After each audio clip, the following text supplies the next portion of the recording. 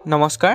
S result 2025 বৰ্ষক লৈ শিক্ষামন্ত্ৰী ডাঙৰীয়াই গুৰুত্বপূৰ্ণ ঘোষণা কৰিছে, গুৰুত্বপূৰ্ণ মন্তব্য কৰিছে। কি মন্তব্য কৰিছে সেইটো আপোনালোকক মই দেখুৱাম।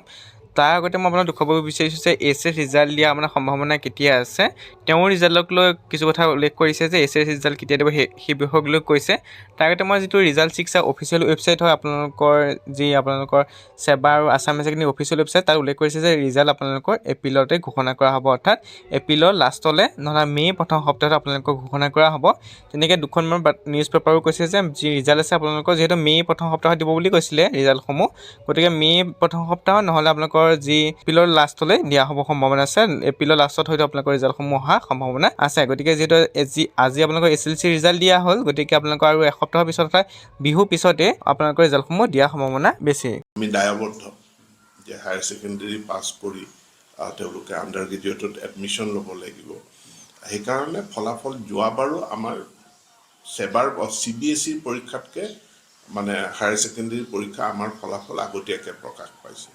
গতিকে এই ফলাফলো আমি সোনকালে দিয়াৰ কাৰণে আমি চেষ্টা কৰিম। ইতিমধ্যে আণ্ডাৰ গ্ৰেজুৱেট এডমিশ্যনৰ আমি গোটেই প্ৰক্ৰিয়া আজিৰে পৰা আৰম্ভ কৰিছোঁ। আজি বিয়লি 4 বজাৰ পৰা আমাৰ যিটো সামৰ্থ পৰ্টেল, সেই সামৰ্থ পৰ্টেলৰ জৰিয়তে এডমিশ্যন হ'ব।